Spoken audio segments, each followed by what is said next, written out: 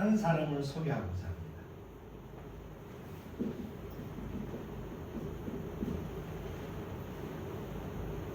이 사람은 여러 이스라엘 사람들처럼 여러 그 하나님 믿는다고 하는 이스라엘 사람들 같이 메시아를 갈망하고 대망하는 메시아 대망 사상, 이 사상을 가지고 살았던 사람이에요. 자기가 살았던 시대와 현장은 로마의 압정과 로마의 폭정과 그리고 섭정왕이었던 헤롯 왕, 이 헤롯 왕이 이스라엘 사람들의 관심을 끌기 위해서 헤롯 성전을 몇 년을 짓냐면 46년간 짓잖아요. 그러다 보니까 얼만큼 많은 세금과 고열들이 들어갑니까? 그런데도 불구하고 이런 상황과 환경들, 현실들을 감내하면서 우리 메시아께서 오시면, 구약에 예언하신 메시아가 오시면 모든 것이 다 해결될 거야 라는 믿음과 인내 속에 살았던 사람. 이런 인생을 살다가 어느 날 예루살렘에 소문이 돌기 시작해요. 어떤 소문이에요? 광야에 그렇게 기다렸던 메시아가 나타났다는 거예요. 그래서 그 메시아가 요단강에서 세례를 베푼다는 소문이 퍼지기 시작하는 거예요. 이 소문을 듣자마자 이 사람은 한 걸음에 달려나갑니다. 그래서 요단강에서 그 메시아로 추측되는 사람에게 세례를 받아요. 그리고 그는 그 사람의 제자가 됩니다.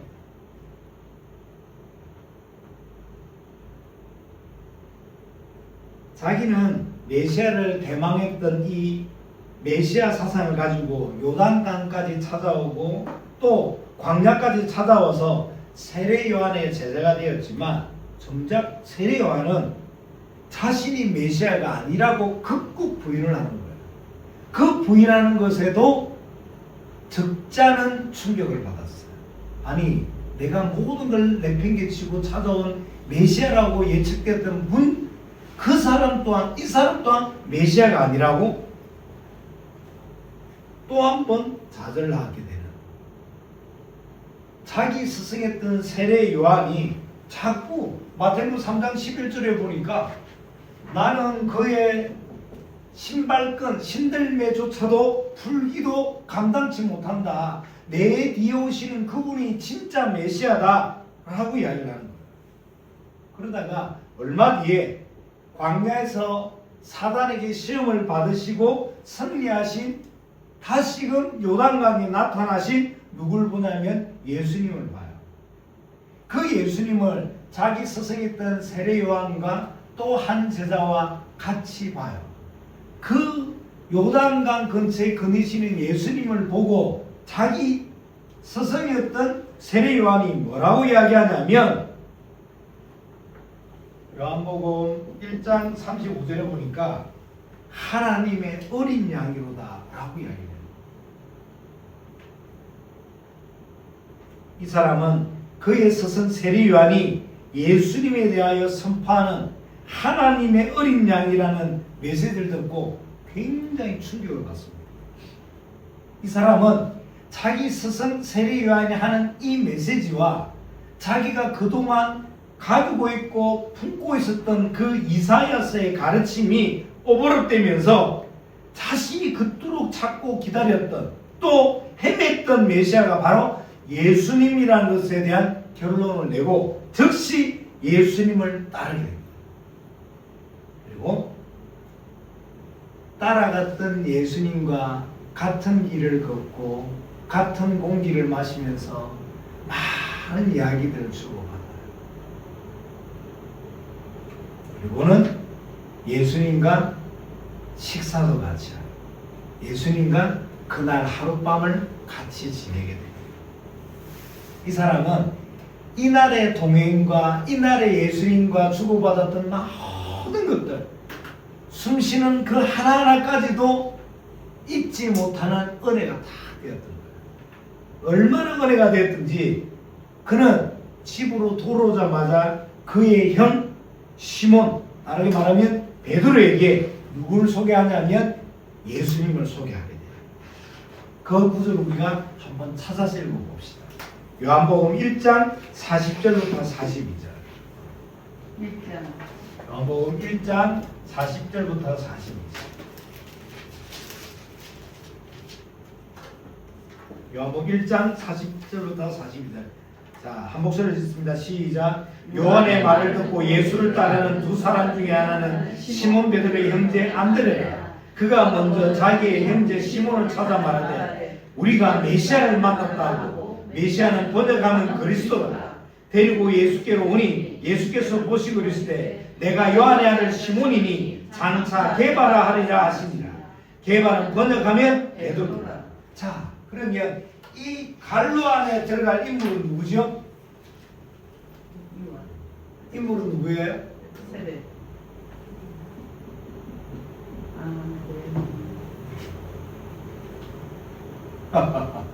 안드레입니다. 중요하죠. 안드레는 예수님의 12 제자 중 가운데, 아니 이스라엘 모든 사람들 가운데, 아니 전 세계 모든 나라와 민족과 백성 중에서 메시아와 함께 잠을 자고 메시아와 함께 같이 먹고 메시아와 함께 거닐면서 그 뒤를 따랐던 첫 사람이 누구? 안드레. 처음의 사람 안드레. 첫 동행, 첫 거함, 첫 가족의 전도자. 안드레는 성경에 기록된 첫 복음의 선포자이자 처음으로 자신의 가족을 전도한 인물이 되기도 합니다. 다시 말하면 안드레는 처음부터 전도를 위해서 부르심을 받은 인물이 안드레.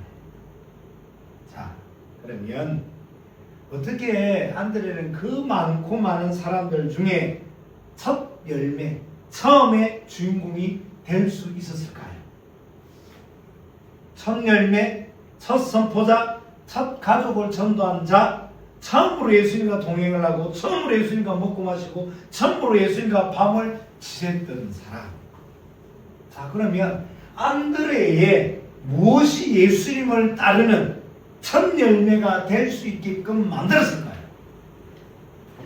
저는 말씀을 준비하면서 이 부분이 굉장히 제 가운데 강하게 갈등으로 드러나요. 무엇이 안드레로 하여금, 무엇이 안드레 안에 있는 그 무엇이 첫 열매의 응답으로 이어지게 만들었을까? 자, 그 부분을 우리는 안드레의 부르심과 동행하심과 그리고 사용하셨던 내용들을 살펴보면서 우리도 하나님께서 어떻게 부르시며 구원하시며 사용하시는가에 대한 내용들로 정의를 딱 해봐야 되겠습니다. 자, 첫째, 하나님은 안드레를 무엇부터 시작하시냐면 부르심부터 시작하십니다. 하나님께서 안드레를 부르신 것 같이 하나님은 하나님의 사람들을 부르심부터 시작을 하십니다. 이걸 보고 구원의 서정 5단계 가운데 하나님의 작정, 다른 말로 하나님의 준비라고 이야기합니다. 하나님은 안드레를 준비시켰지 않습니까? 하나님의 작정. 안드레는 세례 요한의 제자로 준비되었던 사람입니다.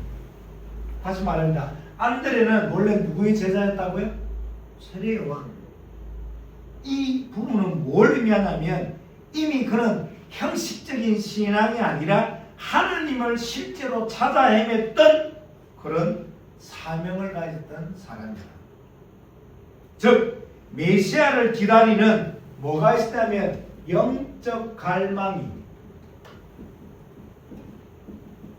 사실이었던 사람. 자, 겉으로 봤을 때는 이 안드레는 어떤 사람이냐면 어부잖아요.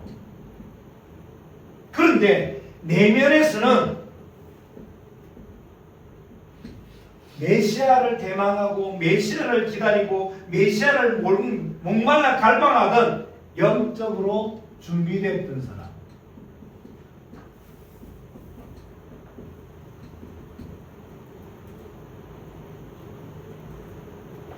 하나님이 왜 안들에게 첫 열매, 첫 응답을 허락하셨냐? 안들의 내면에는 뭐가?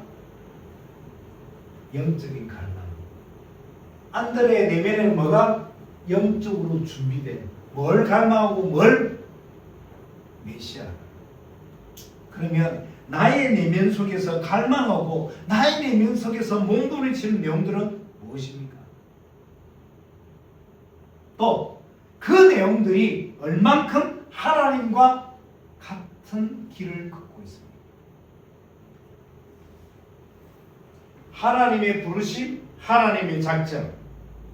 그러면 하나님은 우리를 언제 부르시고 언제 작정하셨느냐 하면 에베소서 1장 4절부터 6절. 자, 고 갈릴 때 있죠.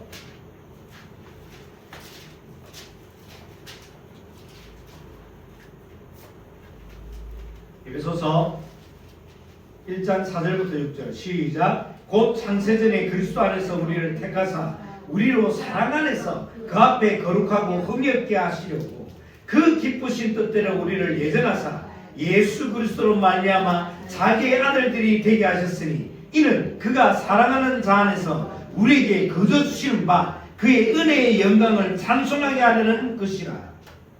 언제? 세상이 창조되기 전에. 언제? 내가 엄마 배 안에 착상되기도 전에 나를 뭐 하셨다고요? 택하셨다고요. 부르셨다고요. 작정하셨다고요. 준비하셨다고요. 자, 그러면 우리를 왜 작정하시고 부르셨냐? 금방 예수서 1장 4절에 보니까 뭐 하시기 위해서? 사랑하시기 위해서. 내가 조건이나 자격이나 어떤 스펙이 돼서 하나님께서 나를 선택하신 것이 아니라 하나님이 나를 사랑하시기 위해서. 그리고 나의 남은 삶을 통하여 하나님이 우리를 어떻게 사랑하시며 하나님의 사랑은 어떤 것인지를 나의 남은 삶을 통해서 하나님이 나의 삶을 드러내시기 위해서 나를 선택하셨다. 작정하셨다. 하나님이 나를 부르셨다.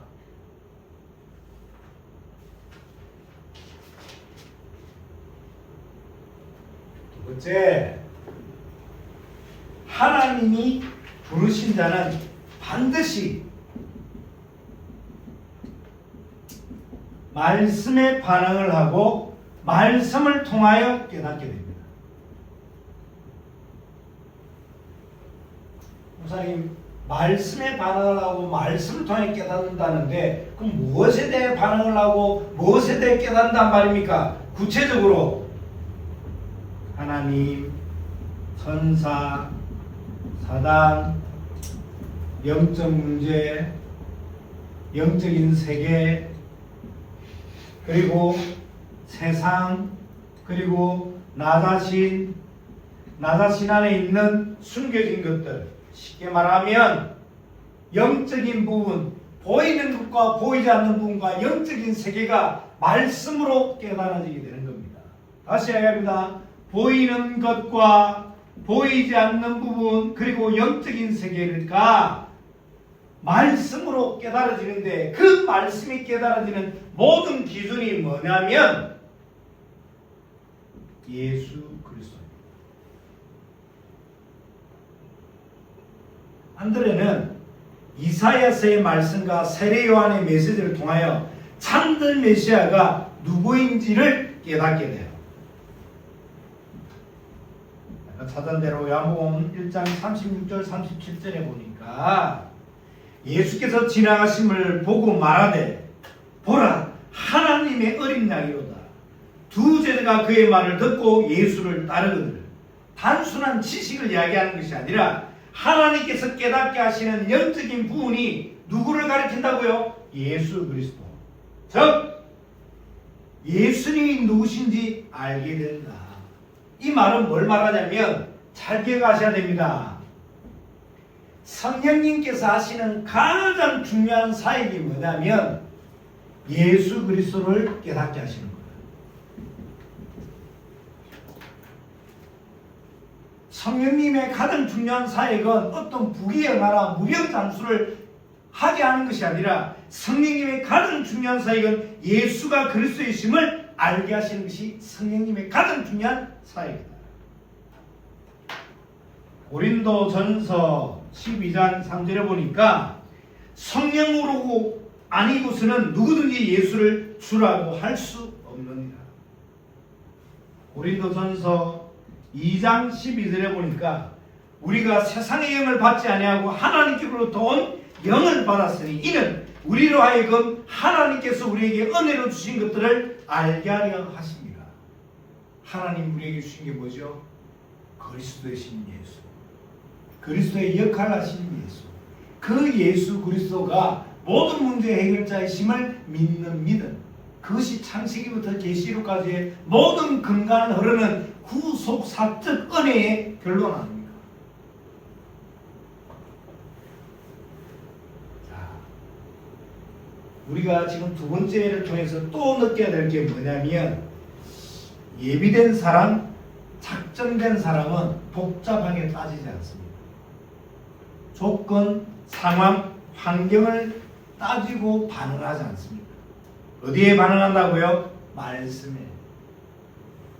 지금 안드레와 또 다른 제자는 누구에 의해서 따르는 것도 아니고 조건에 의해서 따르는 것도 아니고 그 말씀에 의해서 따르게 되는,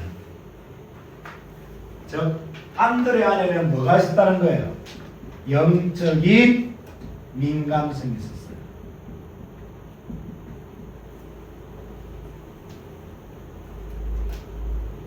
영적인 민감성이 없으면 육신적이고 육체적인 민감밖에 없어. 그러면 이게 사람이 얼마나 피곤한 줄 몰라. 사람 눈치 보지, 사람 시선 의식하지, 사람 말 가려야 되지, 얼마나 피곤한 줄 몰라. 네, 영적인 민감성이 있으면 사람은 참고하게 됩니다. 반대로 영적인 이 답이 없으면 사람에게 매어서 사람 말, 눈치, 위치 여기에 매어서 그다음 평생 산다니까. 안드레는 어떤 사람이라고요? 영적인 민감성. 안드레는 어떤 사람이라고요? 영적인 갈망이 사실이었던 사람. 그래서 우리 대전 하나된 교회 가족 여러분들이 기억하셔야 될 내용은, 전도 현장에 나아가서 자꾸 사람을 설명하고 설득하고 비즈니스 하려고 하지 마시고 반응하는 사람에게 집중하시면 돼요. 어디에? 복음의 선포. 복음 선포에 반응하는 사람에게 집중하면 돼요. 우리가 전도 현장에서 만날 사람은 다른 사람이 아니라 말씀에 반응하는 사람을 만나면 돼요. 계속 자꾸 어떤 설명, 설득, 비즈니스에서 얼레고 달래가 교회를 데려온다. 그것은 종교적인 차원. 전도 나와서 우리가 어떻게든 저 사람을 영접시키고 뭘 이전에 어떤 사람? 복음에, 말씀에 반응하는 사람. 그 사람을 만나면 됩니다. 자, 세 번째.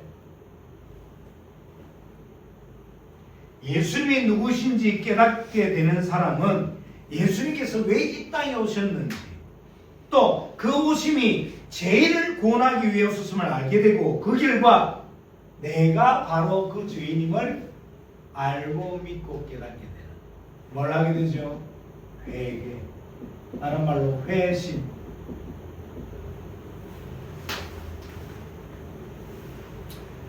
하나님은 자기 자신에 대한 선언을 이렇게 얘기합니다. 에고에이미. 조금 여러분들 공부를 해본 사람은 이 말을 금방 알아듣겠죠. 에고에이미. 뜻이 뭐냐면 나는 무엇이다 라는 자기 정체성과 자기 선언을 드러내는, 헬라어를 보고 에고에이미라고 그러거든요. 나는 무엇이다. 자신의 정체성과 신성을 나타내는 단어. 그 단어 7가지가 요한복음에 나오거든요. 여러분 잘 아시는 대로 나는 무엇이다. 예수님이 요한복음에 나는 무엇이라 얘기하냐면 나는 선한 목자야. 나는 양의 문이야. 나는 포도나무야. 7가지의 에고 에임이 나는 무엇이다라는 자기 정체성과 신성을 선언하게 되잖아. 이런 7가지 가운데 우리가 주목해야 될 단어가 뭐냐면 예수님은 자기 자신을 가장 뭐라고 이야기하냐면 빛이라고 이야기해요. 그래서 요한복음 8장 12절에 보니까 나는 뭐라고요? 세상의 빛이니 라고 선언합니다. 그러면 빛의 본질은 뭘까요? 빛의 본질은 드러내는 거예요. 모든 감추인 것을 드러내는 것이 빛의 본질입니다. 그리고 그 빛의 역할은 분명합니다. 빛의 역할을 한번 찾아볼게요. 요한복음 3장 19절부터 20절.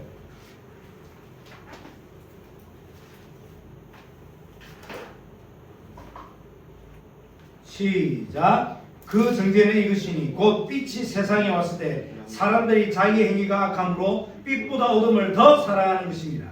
악을 행하는 자마다 빛을 미워하여 빛으로 오지 아니하나니 이는 그 행위가 드러날까 합니다. 빛은 숨겨진 것을 드러내고 죄를 죄로 보이게 합니다.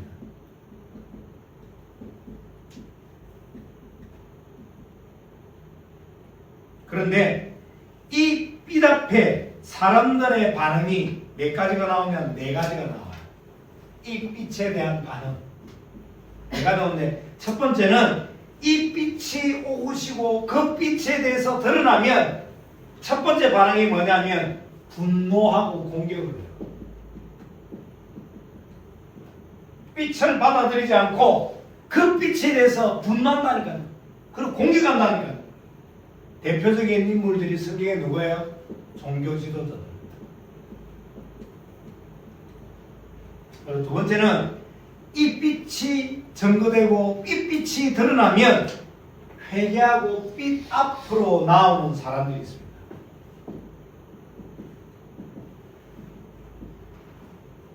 대표적인 인물이 여러분들 잘 아는 베드로입니다. 베드로는 누가복음 5장 8절에 보니까 주여 나를 떠나소서 나는 죄인입니다. 죄를 인정하고 자신을 낮추고 예수님께 더 가까이 나아가는 빛을 만났을 때 이들은 빛을 피하지 않고 빛 속으로 걸어 나오게 됩니다.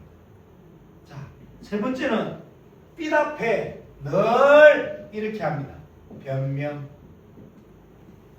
자신을 합리화.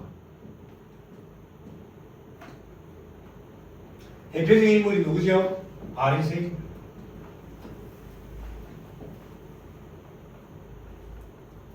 뭐가 그렇게 말이 많은지 몰라. 빛에 대하여 빛이 드러나고 진리가 드러나는데 뭔 그렇게 말들이 많은지. 말이 많다는 것은 뭘 말합니까? 변명을 말하고 합리화를 말합니다. 예를 하나 들어볼게요. 우리나라 역대 대통령들이 주로 어디서 나왔냐면 부산, 경남에서, 그리고 일부는 호남권에서. 강원도와 서울과 충청도에서는 대통령이 나온 적이 없어요. 왜 그럴까요? 왜 그렇다고 생각되십니까? 또 하나 예를 들어볼게요. 우리나라를 이끄는 100대 기업, 100대 기업의 70%는 부산, 경남 출신들의 CEO들이에요. 나머지 30%가 여러 지방이에요. 왜 그럴까요? 왜 그렇다고 생각되십니까? 성향. 네. 말씀하신 성향이나 기질적인 거예요. 예를 들면 부산, 경남에 있는 사람들이 가지고 있는 기질, 성향이 뭐냐면 됐냐? 됐어. 오케이. 사람이 나쁘다는 이야기가 아니라 제 이야기를 잘 새겨들어야 됩니다.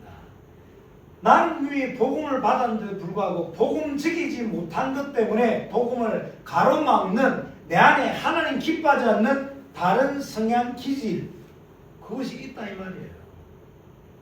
그건 빨리 빛 앞에 나올 때 갱신해야 될 부분인데 그걸 가지고 자꾸 주춤주춤거리는. 됐냐 이럴 때 글쎄요. 됐냐 이러면 한 번쯤 계산기를. 바리새인들이 얼만큼 대단한 사람인 줄 아세요? 유대인들 가운데 특정 소수만 바리새인들이 될 수 있는 거예요. 바리새인이 되기 위해서 얼만큼 많은 암송과 노력과 출신과 배경과 어마어마한 사람들이에요. 그런데 하나님이 왜 그들에게 독사의 자식들이라고 이야기할까요? 그들이 가지고 있는 기질, 그들은 옛날부터 가지고 있던 그 언약과 율법과 너무너무 좋은 것을 다 가지고도 복음을 가로막는 뭐 속에 있는 거예요? 복음과는 상관없는 기질. 하나님이 말씀하면 그 말씀을 꼬투리 잡고 그 말씀을 계산하고 그 말씀을 해부하고 그 말씀을 가지고 나에게 맞냐 안 맞냐. 말씀은 말씀이에요. 복음은 복음이다. 예수 믿으면 구원 받는 건데 왜, 어째서, 어떻게, 언제.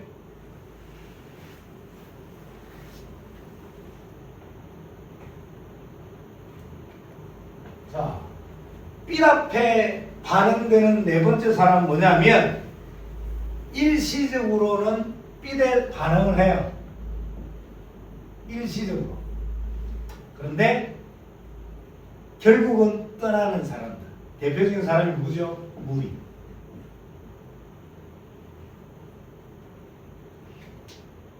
여러분 잘 아신 대로 카더라 통신. 뭐 카더라. 어디에 뭐가 있다더라. 어디에 뭐가 된다더라. 어디에 뭐가 맞다더라. 얼마나 모여듭니까? 얼마나 북적거립니까? 사람들이 이게 돈 된다면 거기 얼마나? 아니 두종쿠? 그쵸. 무슨 그게 뭔지 모르겠지만 어쨌든 목을 매는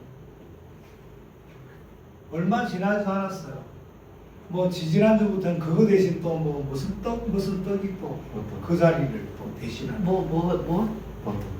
버터떡? 떡 안에 버터가 들어있어요? 흐름을 따라, 이익을 따라. 자, 일시적으로 빛에 반응을 하지만 결국은 떠나요. 누구는? 무리는. 이 말은 뭐예요? 은혜 받는 것은 좋아해. 그런데 죄를 지적하면 떠나요. 은혜 받는 것은 좋아해. 그런데 자신의 단점이 드러나거나 자신의 단점에 뭔가 빛이 임하면 빛은 진실을 드러내고 죄를 드러내는데 이걸 싫어하는 거예요.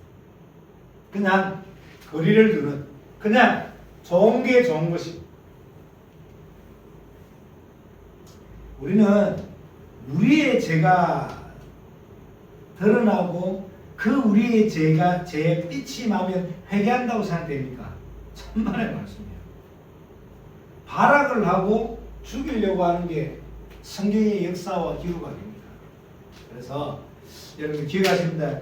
빛이 문제를 만드는 것이 아니라 빛이 그 사람의 본성과 본질과 근본을 드러낸다 이 말입니다. 사람들이 그렇게 이야기하더라고요. 저 사람을 알려면 같이 술을 먹어봐야 된대. 저 사람을 알려면 저 사람 술 취하는 모습을 봐야 된대. 그리고 그 사람이 진짜를 알려면 돈을 빌려줘 보고 노름을 같이 해봐야 된대. 저는 틀린 말은 아니라고 봅니다. 근데 그거는 세상의 그것이 맞을 수 있겠죠. 그것이 많은 퍼센트지를 차지할 수 있겠죠. 하지만 결정적인 순간에 누구의 인도를 받느냐는 성경이 반드시 명시하고 있잖아요. 결정적인 순간에 회개하는 사람은, 부르심을 받은 사람은, 말씀으로 인도받은 사람은 성령의 인도를 받고, 그렇지 않은 사람은 악령의 역사를 받잖아요.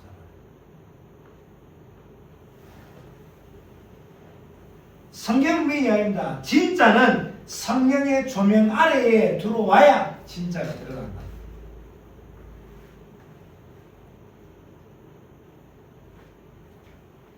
요한복음 16장 8절을 제가 계속해 올려볼게요. 그가 와서 죄에 대하여, 의에 대하여, 심판에 대하여 세상을 책망하시리라. 성령이 임하시면 죄가 죄로 보이고, 성령이 임하시면 회개할 것이 보이게 돼요. 그래서 회개와 회심은 입술로 하는 게 아닙니다. 내 삶을 가지고 있어야 될 자리에 서 있게 되는 것. 말씀이 선포되는 자리, 예배가 사모되어야 되는 자리, 기도가 되어지는 자리에 서 있는 것이 은혜고 응답입니다. 하나님과 나 사이에 가로막고 있던 이 죄, 하나님과 나 사이에 가로막고 있던 소속의 문제, 하나님과 나 사이에 가로막고 있던 이 지역 배경, 이 배경들이 성령의 조명하심에 따라 사라져야 진짜가 드러난다. 자, 안드레는 이 삘 앞에 네 가지 선택지 가운데 뭘 선택하냐면 예수님과 함께 있기를 선택을 했습니다.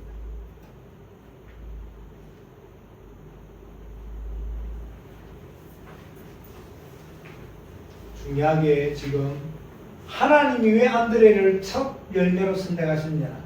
영적인 갈망. 이게 사실로 영적인 민감성.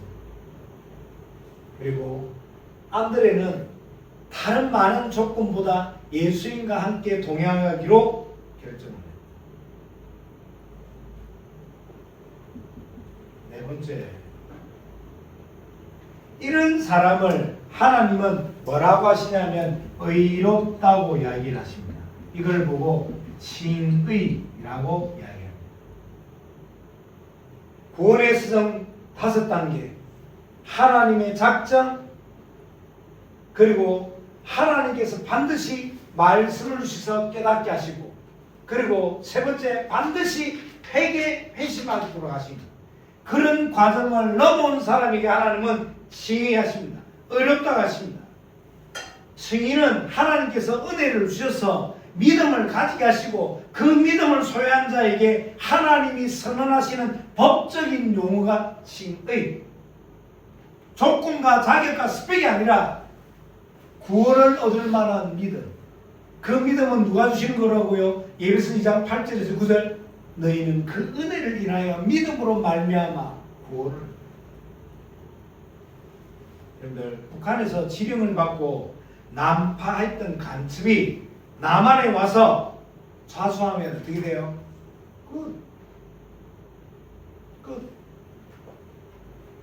노아가 만든 방주, 그 방주 문 앞에 노아가 서는데 독사가 들어와. 독사는 있는 동안 나쁜 게 사람 물고 그래 나쁜 짓에서 가는 들어오지 마. 그렇게 했을까요? 왜?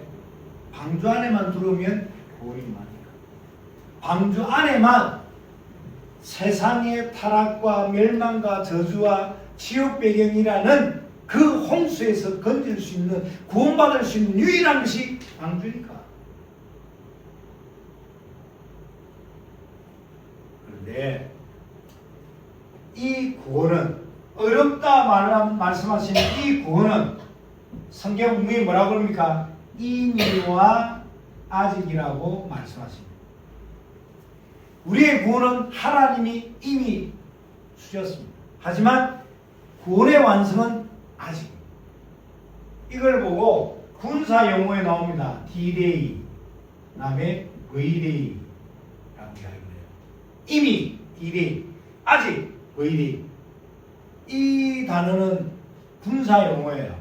제2차 세계대전 때 독일이 유럽 전역과 저 아시아까지 넓혀가는, 그래서 미국과 연합군들이 모여서 독일의 심장부를 뚫고 들어가는 이 작전이 노르망디 상륙 작전이다. 이것을 어느 장소에 언제 들어갈 건가를 독일군이 모르도록 하기 위해서 많은 설들을 퍼뜨리잖아요. 결국은 D-Day. 여기서 말하는 D는 그냥 Day, 날짜라는 뜻인데, Day, 언제 어디를 들어갈지를 모르도록 여러 가지 무성한 소문을 퍼뜨려놓고 노르망디로 상륙에 들어간 거예요.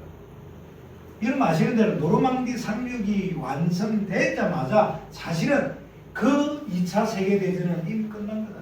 전쟁 끝났어요. 혹 창세기 3장 15절에 여자의 후손이 뱀의 머리를 상하게 한 그때 이미 전쟁 끝난 거예요. 그런데 이미 끝났어요. 하지만 아직이에요. 이 뜻이 뭐예요? 히틀러가 도망을 가서 결국은 자기가 죽기 전날 자기와 같이 있던 여자친구가 결혼식을 하고 그 다음날 권총으로 자살하다. 히틀러가 권총으로 자살한 이후에 그날을 뭐라 그래요? V-Day, 빅토리 데이. 사단의 머리를 하나님이 깨뜨리셨어요. 언제? 초림. 그리고 그 깨뜨리신 하나님이 반드시 다시 오시마 약속하신 그 오시는 날짜를 재림. 초림과 재림 사이를 뭐라 그래요? 말세. 우리는 말세를 사는데 현 시대를, 이 현장을 말세 끝이라고 해서 말세지말이라고 해요. 그 말세지말에 드러나는 아주 중요한 네 가지 반응. 빛이 임하면 빛에 대해서 공격하고 분노하는, 빛이 임하면 늘 합리화하고 변명하는, 빛이 임하면 늘 은혜 좋아, 빛 좋아 하지만 뿌리를 못 내린다. 우리의 구원은 이미와 아직 사이에 있다. 그래서 어느 단체처럼 한 번 받은 구원이 끝났다고 해서 나 오늘 죽어도 천국 간다, 이 말은 신앙적으로나 복음적으로 성경적으로 맞지만 우리의 남은 삶 가운데 아직 남아있는 영화, 성화의 과정은 그래서 어느 단체처럼 한 번 구원받아서 끝났으니까 누려야 되는 거야. 복음은 누리는 거야. 그래서 먹자 마시자 타락하자 괜찮아, 구원받았으니까 돼. 얼마나 말도 안 되는, 이건 어느 면에서는 신앙적으로 완전 거짓 발사에게도 이렇게 안 가르칩니다. 우리의 구원은 이미와 아직입니다. 우리의 구원이 탈락될 수 있다 없다? 있다. 분명히 성경은 주여 주여 하는 자마다 내 집에 들어올 자가 다 있지 않다고 경고하고 있습니다. 우리는 날마다 복음을 가지고 말씀을 가지고 그 구원을 이루어야 되는 영적 삶이 있는 자들이에요. 자, 구원의 서정 다섯 번째 뭐라고 그럽니까? 하나님께서 우리 앞에, 우리가 하나님 앞에, 하나님 우리 앞에 선 걸 보고 재림, 우리가 하나님 앞에 선 걸 보고 죽음. 이 죽음은 사명을 다할 때. 자, 이날까지 하나님의 은혜로 죄의 본성이 점점 거룩해지고 그리스도를 닮아가는 언약의 여정을 살게 되는데 이걸 보고 뭐라 그래요? 성화. 즉 성화는 뭐야? 정인의 삶을 사는 겁니다. 다시 하겠습니다. 부르심, 작정, 거듭남, 중생, 뭘로? 말씀으로. 그 말씀의 핵심 포인트는 예수 그리스도. 그 다음에 회개, 회심, 또 칭의, 의롭다 하심, 그 다음에 뭐요? 성화. 이 다섯 가지를 보고 뭐라고 한다고요? 구원의 서정 5단계. 자, 한번 질문을 또 하나 해보고 마무리를 해야 될 것 같습니다. 자, 그럼 우리는 지금 어느 단계에 와 있을까요? 어느 위치에 와 있을까요? 어느 누구는 부르심과는 전혀 상관없이 종교성을 가지고 세상 따로, 자기 것 따로, 그냥 교회 것 따로, 또는 누구는 거듭남과 중생과는 상관없이 교회 다니는 것이 자신의 어떤 수준과 명예를 뒤높이는 수단과 방법이 되는. 자, 안드레는 위대한 메신저는 아니었어요. 그런데 중요한 어떤 역할을 하고 살았냐면 다리의 역할을 하고 살았어요. 브릿지의 역할. 요한복음 1장에는 보니까 처음으로 형 베드로를, 시몬을 예수님께로 데리고 갔어요. 요한복음 6장에 보니까 예수님의 이적과 기적 가운데 기독교를 대표하는 이적과 기적 가운데 하나가 뭐냐면 오병이어잖아요. 이 오병이의 기적의 첫 출발점이 뭐예요? 엄마가 사줬던 보리떡과 물고기를 가지고 있던 도시락을 가지고 있던 그 소년을 예수님께로 데리고 온 자가 누구예요? 안드레. 오병이의 그 출발점이었던 그 소년을 예수님께로 데려왔던 인물이 안드레랍니다. 그리고 요한복음 12장 보니까 예수님의 사역 가운데 너무 중요했던 헬라인들, 이 헬라인과 중요한 어떤 제자들을 예수님께로 인도하는 브릿지 역할을 했던 게 누구? 안드레.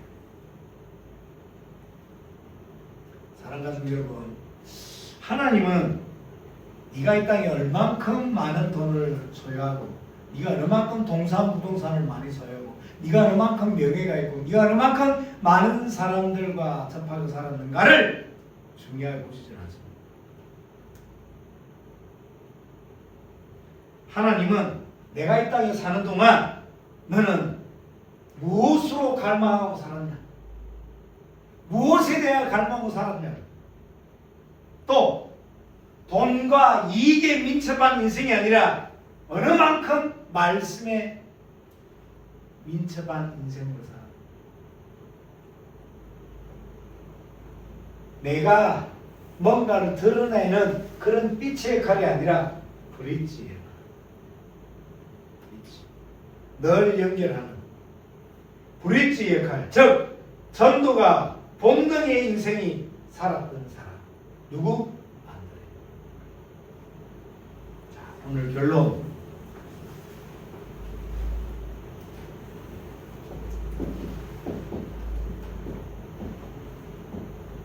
안드레의 이름의 뜻이 뭐냐면 남자답다는 뜻이에요.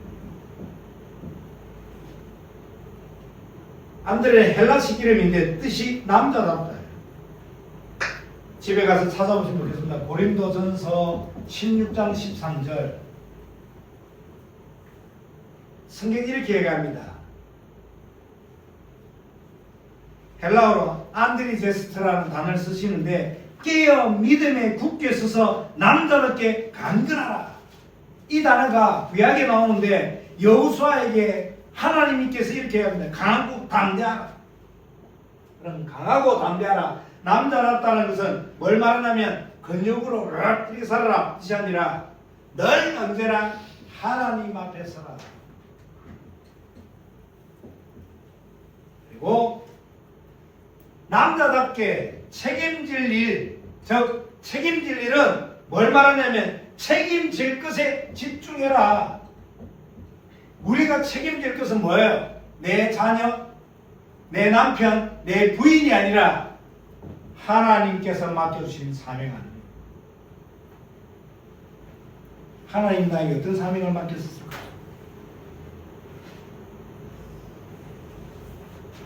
정말 안드레를 사용하신 하나님께서 내 안에 계시지 않습니까?